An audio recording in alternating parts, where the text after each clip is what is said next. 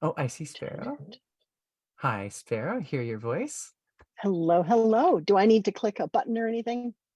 I think you're good. Let me just see. Oh, there, I see Fantastic. you. Okay, great. Yeah, I thought before we dive in, Sparrow, I wondered if I could ask you a few kind of interview questions. I would So, love that. okay. One question I wanted to ask is, what has been one of your space highlights so far as a preceptor? You've been with us from the launch month in December, From the regularly launch month in offering. December.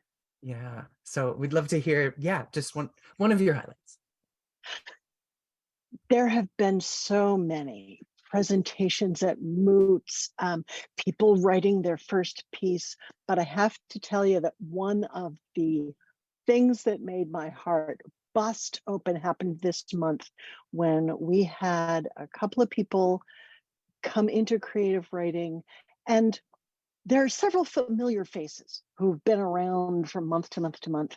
Mm, And when two of them wrote to me and said, "Hey, how can we make sure that our new writers feel really welcome?" mm, That told me that we had built community, yeah. which is so precious and so much the Signum way of doing things. Mm. And then we proceeded to haul our new friends, not even kicking and screaming, they wanted to be there, into the world of telling stories together. And that made me, well, surprise, surprise, it made me weep. Okay, Yeah. yeah, that was Oh, that's it. powerful. Yeah. Oh, appreciate you sharing that. Welcome. Uh, Another question. I know that you've been studying some brain science lately and integrating this new knowledge as a preceptor as you facilitate your writing classes. Can you explore that with us a little bit?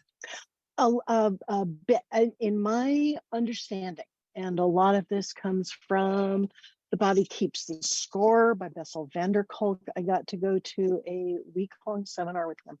And what I've learned about memory is that an event can be encoded in so many different ways and places in the brain. And something that is a very emotional memory, the emotional part is encoded broadly on the right side of the brain. Don't ask about left-handed people. No one knows.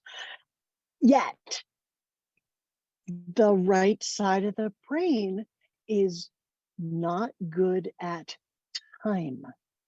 So if a frightening or angry memory is encoded there because it needs to be, because there's so much emotional content, but it's only there, it gets stuck. The normal progress of memories is to be experienced in the present tense. The emotional content comes first because that tells you if you're in danger. And then over time, it is encoded in a more balanced way in the brain. And then we can see it as something in the past because the left side will deal with the past. But if that jump across the corpus callosum doesn't take place, um, there's a stuck feeling. And on the left side of the brain is the verbal center.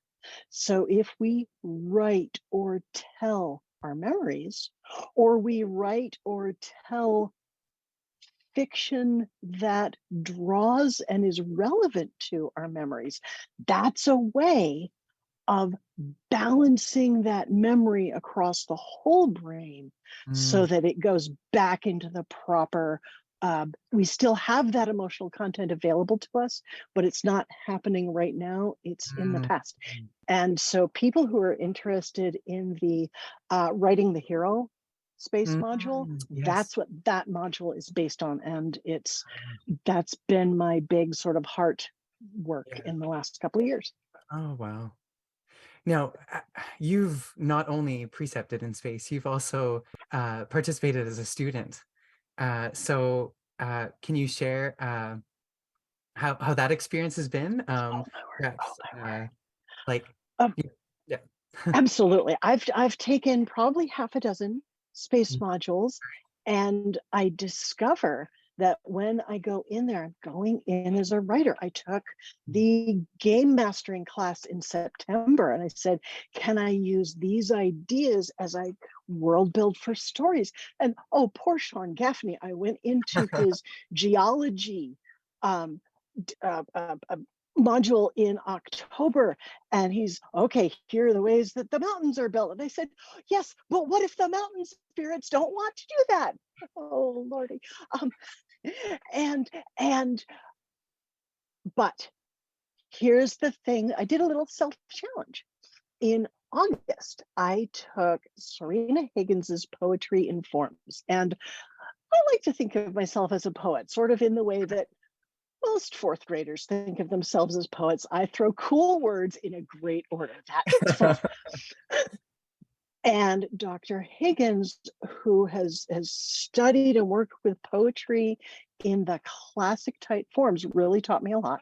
And we got through the month and everyone's making poems and talking about each other's poems, and it was great. And ever since then, I have had Writers Forge meetings with Dr. Higgins to keep improving my poetry.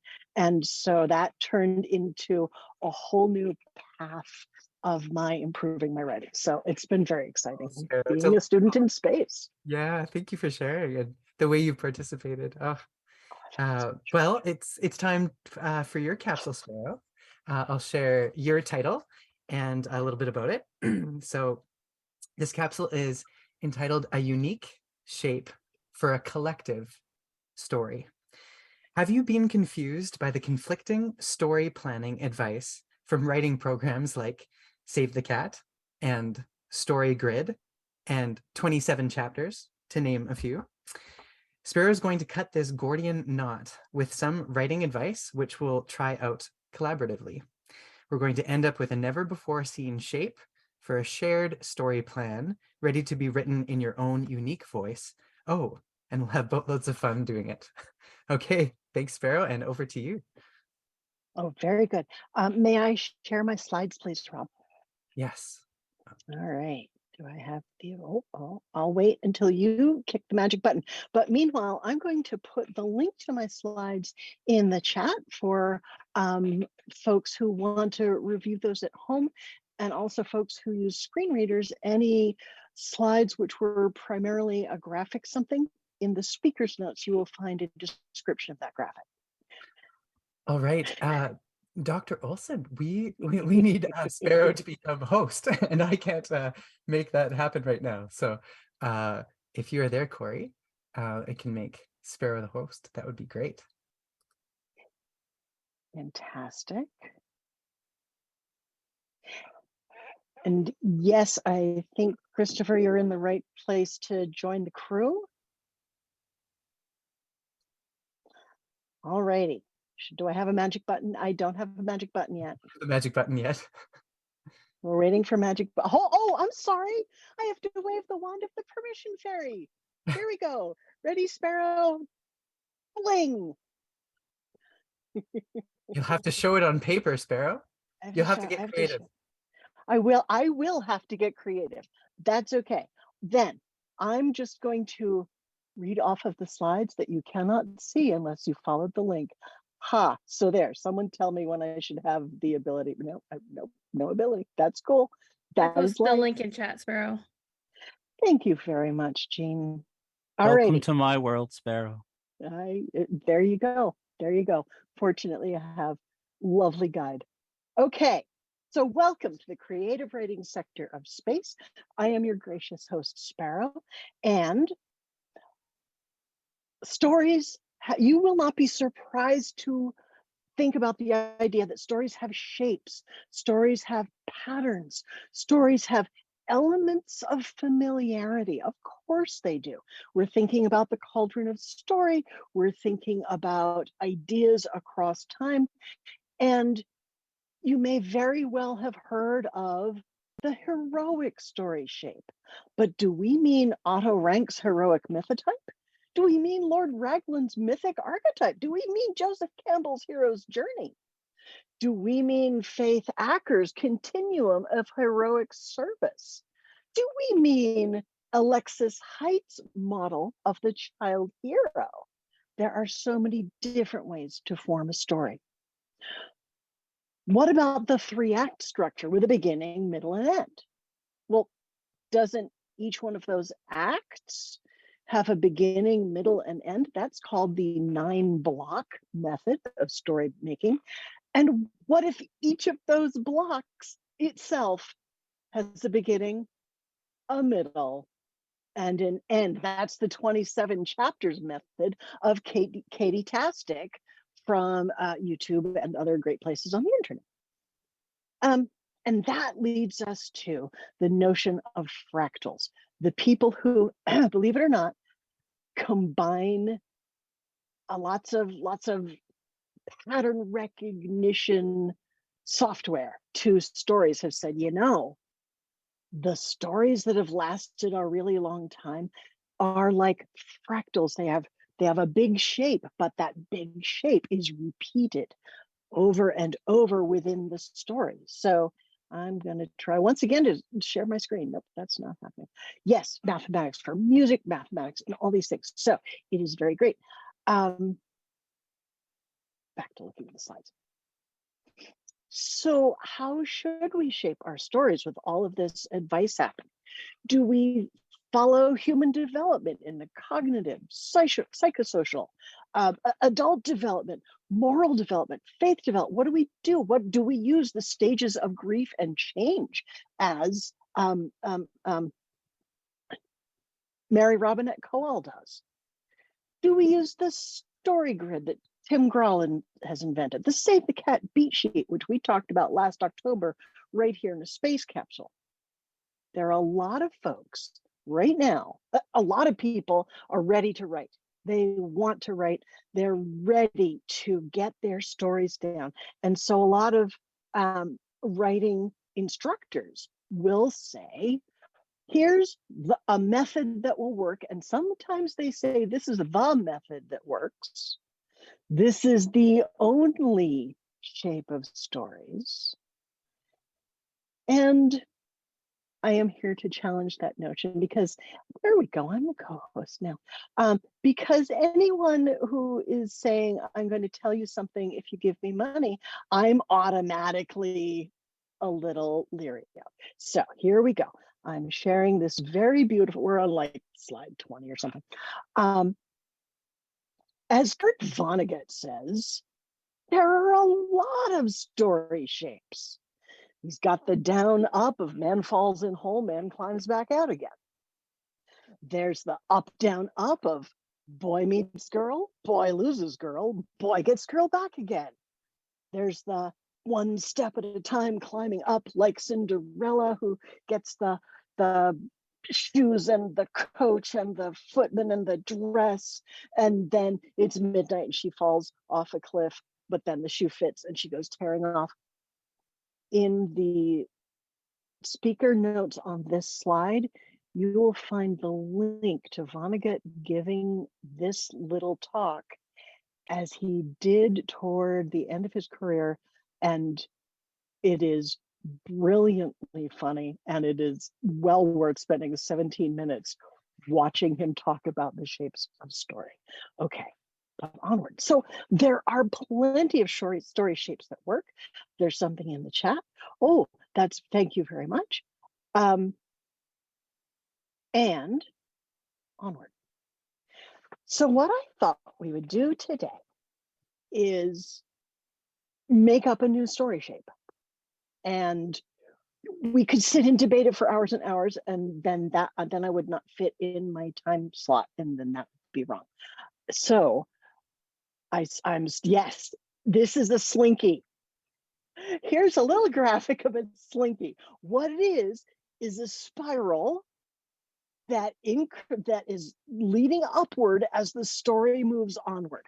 And I hope, boy, I don't know if you see me leaning forward or backward, whatever. Pretend that onward is to the right. There we go. So this is actually something I've used before. Here's a picture of me storyboarding. And the idea is that as a character moves through their own story, they visit things in a circular way. Like maybe first I visit, here are my neighbors. I visit Linda, then I visit Lindsay, then I visit Andrea, and then I come home, and I keep visiting those wise women of the neighborhood. But each time I, the character, have grown, right? I'm able to absorb a lesson in a new way, and until some goal is reached. So here are my storyboarded cards laid out in a spiral to remind me, oh, at this point in the story, I need to revisit the concept that I put on the left. So Ruth has her hand up. Ruth, I don't know if you can speak up, but please do. Yeah, I can. I was just thinking, it's almost like being at university. You know, you take the class, you pass the class, you take another class, but you still have to sort of revert back to last year's, like the beginning class, or as you go along. Is that the sort of thing that we're looking for? That's the perfect example. Yes. If I take intro Old English and I've got good notes, now next year when I'm taking Beowulf in Old English, I'm going back to those notes because I need that knowledge to build the new knowledge. Ruth, couldn't have said it better. Thank you very much. So I wonder, and wonderful Patricia Minger, thank you for joining us today, Patricia. Patricia is over on a Google document, and as we come up with words to put on this slide, she is going to very, very sweetly also put them on our Google document. All right, so I would love someone or some 5 to suggest different levels of being human, different ways of being, we're going to stick to humans today, sorry. Different ways of being human that we could assign to each of these 5 levels. This could represent age, cognitive development, but let's see if we can invent something new. So what is a very basic way of being human? Showing compassion. Showing compassion. And we will come back and say, well, what are the 3 neighbors that we might visit, or the 2 neighbors that we might visit in the showing compassion circle? Okay, another way of being wonderfully human. Empathy. It's slightly different. Compassion, it's more in tune with it is. It's there's showing compassion, and then there's being alongside the person who might be in pain. Yeah. And we're just not going to worry about the fact that I've got different fonts in those text boxes. All right. A third way of being human. Christopher, you've unmuted yourself. A relationship with power. That is, if one might wield power, you might have different levels of learning about how that would work. You know what? I'm going to use that as a benchmark at each of these levels. So in the showing compassion level of the story, the character might have to wrestle with their relationship with power, but then they have to think about that again when they're at the empathy level, right? Oh my goodness, you guys are good. Okay. So we've got showing compassion is a way of being human. Being empathetic is a way of being human. What's another way of being human, please? Finding purpose or direction. Oh, I'm just going to say purpose because I think that fills in very nicely. And maybe the first thing we will struggle with on that level is our relationship with power. Collaborating and problem solving. You know what? I'm going to put problem solving in one box and collaborating at the top. How about overcoming fear? Ooh. Okay. Yes. And I'm going to put collaboration. So how about, you know what? I think we can use overcoming fear in all of these different ways. Yes. Uh, So at the showing compassion level, we have to think about our character has to think about a relationship with power and I think overcoming Lynn is fear. trying to say something too, but the audio cut out. Oh, I'm sorry. I'm going to look in the chat then. Oh boy.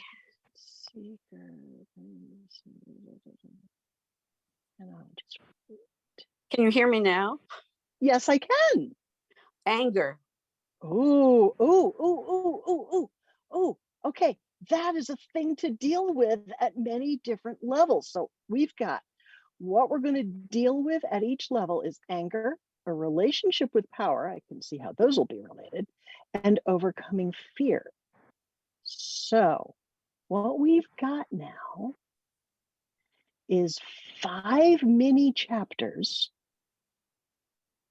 and 3 things to happen in each of those chapters. And Patricia, is it clear to you what I would like you to put in those in that document?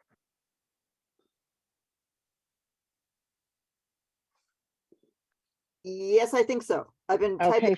Okay, you are amazing. And if you want to hop into the slides and copy paste or whatever you need to do. So our 5 mini chapters are showing compassion for this character. Oh, we need a name for our character. Quick, quick, quick. There's no time. Squirrel. Ha, I was Squirrel. gonna say Spud. Squirrel. Squirrel. Squirrel's great. Our character's name is Squirrel. Squirrel is in a situation, and their first chapter, they are learning to show compassion. Who is going to write 3 sentences or so in that chapter? Oh, Kate, thank you so much for volunteering to do that. Kate Connors is going to be the showing compassion chapter. That was me dragging and kicking and screaming. Who will write? Where am You're I so writing this? I'll give you the link in just Okay. a moment. We're giving Patricia time to make sure the document looks the way she wants it. Who will write the empathy mini chapter? Speak up, speak up, speak up. There's no time. It's November. I'll go. Okay, Okay. was that Ruth? It was, yes. Fantastic. Ruth is going to write Awesome. the empathy mini chapter with, as Squirrel is learning empathy, how does this relate to anger, relationship with power, and overcoming fear? Mini chapter 3 is called Finding Purpose. Who would like the Finding Purpose mini chapter? I'll take Oh. that. Oh, nope. All You right. go ahead. Nope, You go ahead. nope. You spoke up first. Okay. Okay, Christopher spoke first. He's got the Finding Purpose mini chapter. And who was the voice that was speaking at the same time as Christopher? It was oh illustrious one. Oh, it is Jean. Jean, would you, because you are Jean, would you like the problem solving mini chapter? Yes, ma'am. Very good. And who, Carrie, would you do the collaboration mini chapter? Sure. Okay. Does everyone have a mini chapter who is in our mini group? Let me click buttons and see. Okay. Oh, Lynn. Lynn, may I give you a special job? Sure. Would you please, at the very beginning, write some sort of introductory, like here is Squirrel, or a description of Squirrel or something. And then as you see everyone else writing their mini chapters, then you'll write your version of And They Lived Happily Ever After. Okay. Okay. So is this going to be a great coherent story? Heck no. But that's okay. We have the wand of the permission fairy, and we're trying out a brand new shape. So, there are lovely, lovely things in the chat. And so on we go. I'm going to give the folks on Zoom a link to this document. Is this our? I don't know if this is our. And oh, look at me putting links in. Aren't I clever? Okay, here's a link. This is a link to the, no, that's not the link to the document. That's something completely different. It was a link actually to my dog's veterinarian's phone number. So, whatever. Here's Whoa. the link to the document that Patricia has been preparing for us, and I'm going to hop there on my screen, and I'm going to make it an appropriate size. So if you can find your chapter, oh, Patricia, this is perfect. It's a collaborative story about squirrel. You're going to write about, find your chapter, write about anger, a relationship with power, and overcoming fear. This can be very bullet pointsy. This could be very outlinesy. For example, level 0, finding acorns. Squirrel was angry that he could not find acorns. He yelled at the supreme squirrel being, relationship with power, and then overcame his fear of starvation by collecting 4 million acorns. It's very short and sweet, but I think we're going to have a little fun here. Is squirrel male or female, do we think?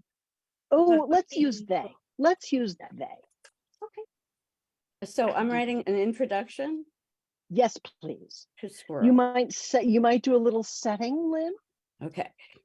And no one else will know your settings, so they're going to refer to different things, and that's okay. Oh, so I'm not writing it in the document, or? You're writing above the word level 1. Yeah. Okay. Above the level 1 mini chapter, right where Okay. your name is. Yes, you're doing Okay. perfectly. Oh, this is tumble to the ground. Oh,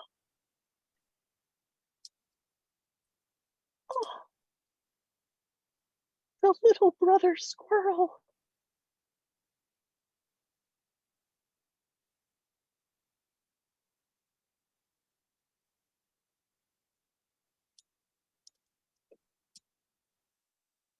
And have we lost someone who was doing the Finding Purpose mini chapter?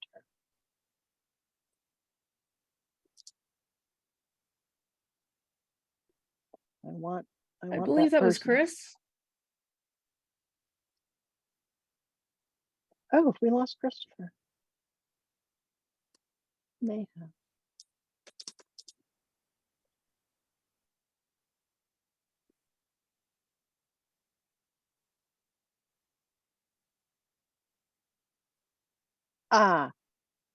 I wonder if what's happening, hold on, I'm going to make that a heading.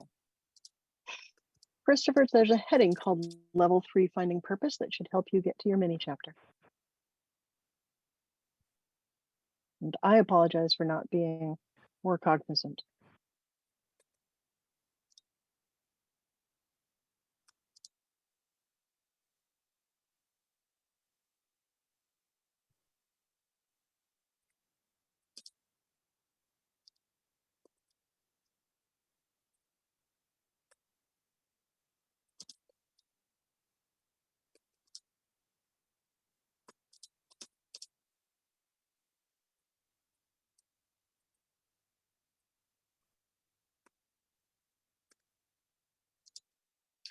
Wow, my spelling is so bad. Sorry.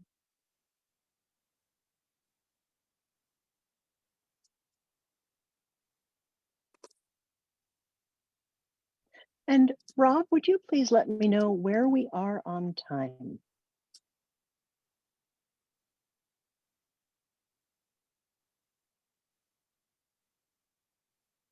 Sure, Sparrow. So we have just under 10-ish minutes. Okay. Very good. I just got a text from Christopher saying he's having a very exciting technology moment. So we might miss chapter 3 for now. And I invite everyone in the audience to have a just glorious time composing chapter 3 in their own heads. All right.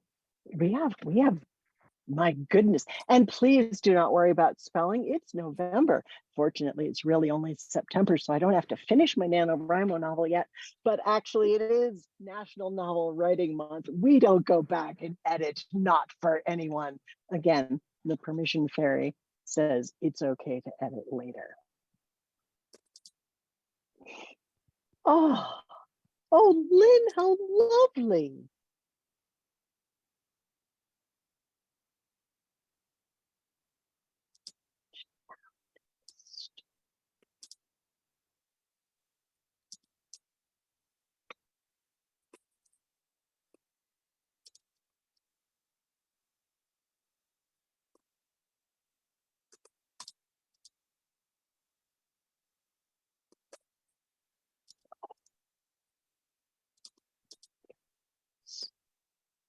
Mm.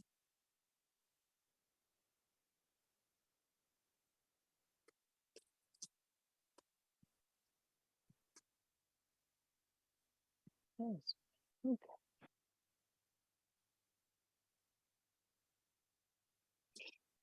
Mm.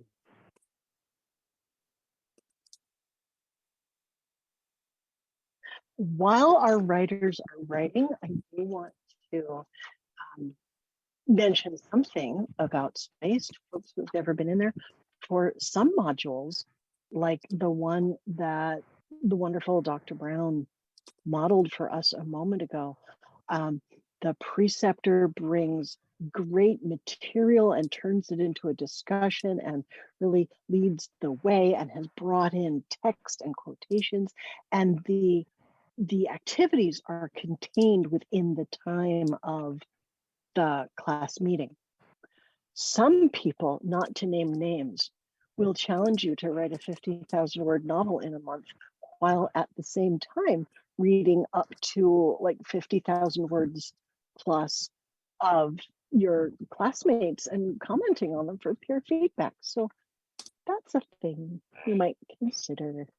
We have a lot of fun, but I've gotten so much joy out of pulling the stories out of people. And no, I don't demand 50,000 words. My goodness. We're going to go for another minute. And remember, if your mini chapter is incomplete, that's fine.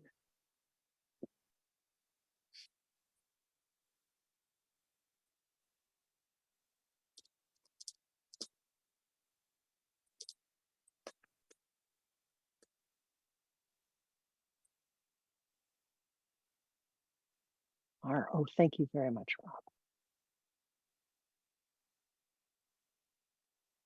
Rob tells me that does not have to be a hard 1 minute.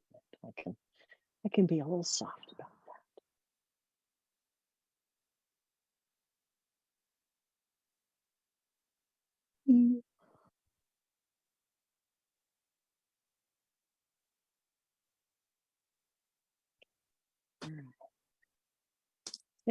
Yeah, internet happens. That's cool.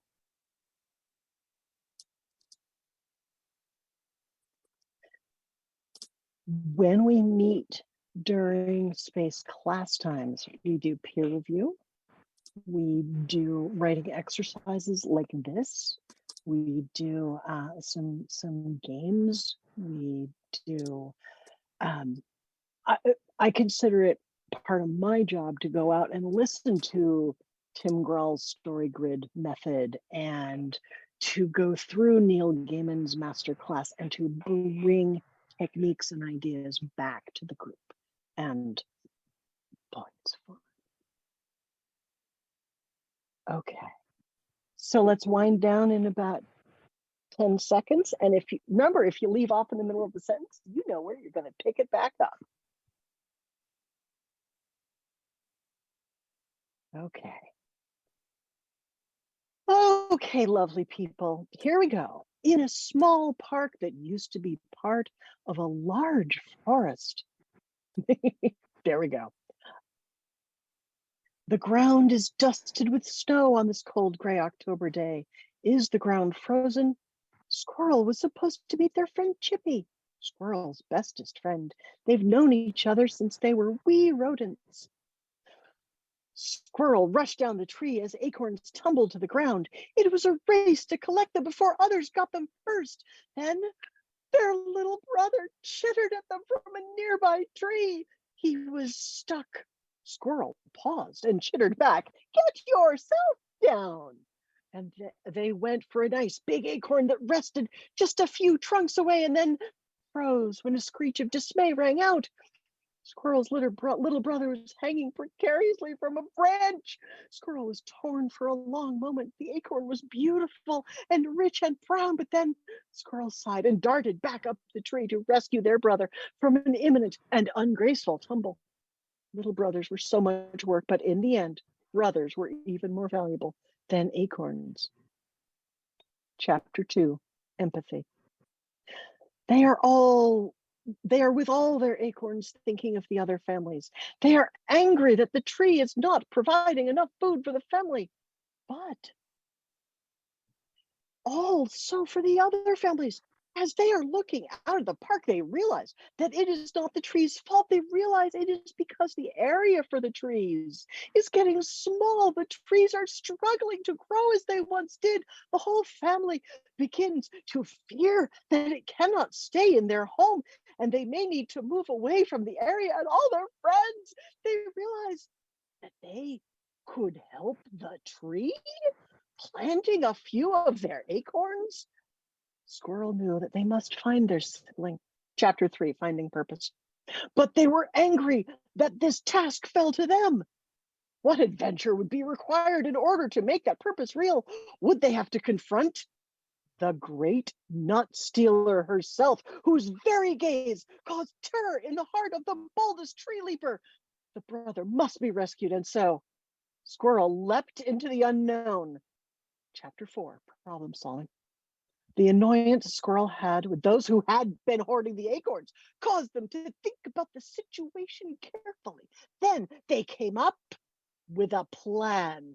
They saw the little pegs holding the tree knots together, the branches covering the hole hollowed out in the trunk. If they could tug out the one at the bottom, just so it would cause the woven branches and leaves to tumble away. The store holes were so overfully full that the riches would just pour forth like a nutty deluge, all for their friends to scoop up and scamper away with, delightedly chittering at their cleverness. Chapter 5, Collaborating. No one believed that Squirrel had figured it out. They stamped their tiny rodential foot and shook their extremely too bushy tail and squeaked at the top of their lungs. Old Squirrel looked down their nose at Squirrel and once said, "Well, if you will lead the way, I'm sure someone will follow." So Squirrel dashed down to the bottom of the tree and pointed at the knot. 5 big, strong, fat-tailed squirrels bounded up behind him and pushed Squirrel out of the way. Together, the 5 burly squirrels bit on the one knot and tugged and tugged and tugged. Nothing happened. Come now, help," called Squirrel, and he wrapped his arms. I don't know what he wrapped his arms around because I have no idea where you're going with that. But he inspired his fellow squirrels to join in the task, and they all, even the very smallest squirrel, worked together to take apart the barrier to the great nut stealer's hoard, and golden acorns fell out in a shower of bounty. Okay, you guys are good. Okay. So that is the kind of thing that we do in space. Thank you, everyone who contributed to that story. Love so much. Rob, this is what we do in space when you're not looking. Just saying.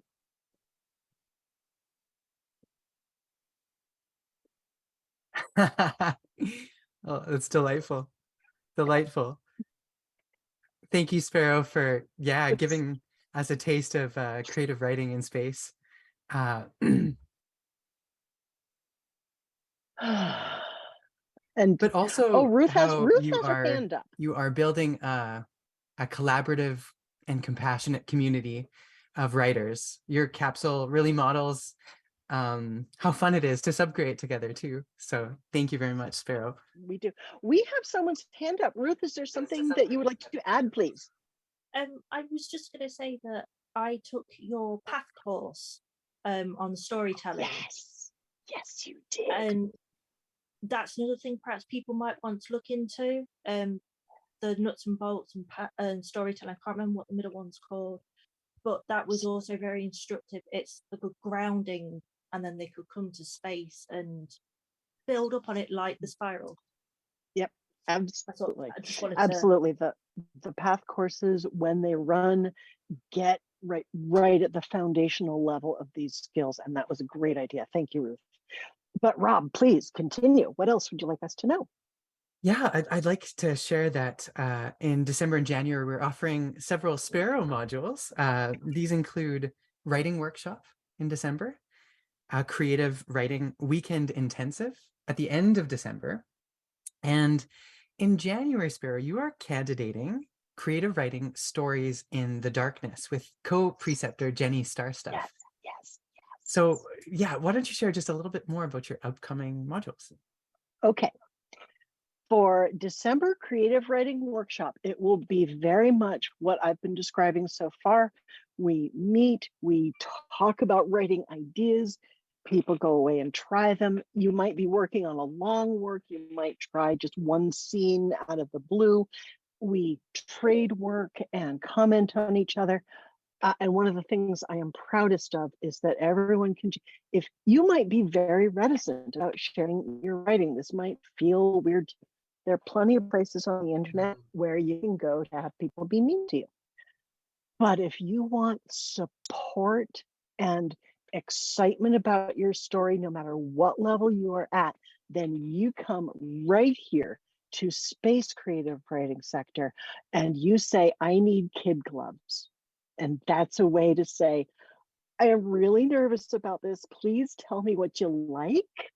And we have methods like I like, I notice, I wonder. I learned I notice from Corey Olson. And question, I wonder, the questions that readers have that will help you draw more into the story, but without saying, this was confusing. It's just, I wonder what happens next, please tell me, which is very much how people write. So workshop, you can ask for, oh boy, I need every bit of commentary. I'm about to submit this to the press. Or casual, like normal everyday people talking to each other, or really gentle. New Year's weekend, Friday the 30th, Saturday the 31st, and Sunday, January 1st. Now, this is a December module, so you must enroll before December begins, even though it happens at the very end of the month. Over those 3 days, there will be 8 hours of class time together. There will be 8 hours of writer space time together where we just sit and we write, and I say, okay, rest your eyes. Okay, rest your wrists, back to work. And the goal is to complete an entire story, a short story, maybe 2,000 to 5,000 words, or maybe I have heard of novel in a weekend camps. If you want to bring that in the door, you bring that in the door. I'm here for you. But we're going to do a complete from pre-write to post-edit in those 16 hours that we're together, plus all those hours in between. Who needs sleep when you're going to be cranking out more words, which is very exciting. But in January, I am collaborating with the amazing Jenny Starstuff, who is a NASA educator. She is a solar system ambassador. And I said to Jenny during Mythmoot, Jenny, are there things you would like creative writers to know? And she said, oh, there are things that I would like writers to know. And so we're going to alternate between learning something cool about space from Jenny, like about the constellations. See, I'm making this cool little blanket with beads on it, with constellations on there. So we're going to learn about constellations 1 week and then write short scenes that incorporate what we just learned, to comment on, to read each other's work, to comment on each other's work, and then learn another thing. First week, constellations. The second week is relativity. The third week is the life cycle of stars. And the fourth week is life in space, both alien and human, because once humans go into space, we're the aliens. I'm so excited to learn these things from Jenny, turn them into little pieces of story, and writers will end the month with 4 scenes, which might be from different stories or might be connected in some way. And this kind of collaboration is just a dream come true for me. So please come join the energy and have fun telling stories in the darkness. Thank you so much, Sparrow. It's just delightful, delicious to see how much creativity you're bringing to space. And thank you for sharing about those upcoming modules. We've been expanding the creative writing sector. And so Sparrow is offering those modules. And we also have a creative writing module candidating for January from our dear Serena Higgins. That is on poetic meter. So please check out our upcoming modules. Thank you again, Sparrow, so much.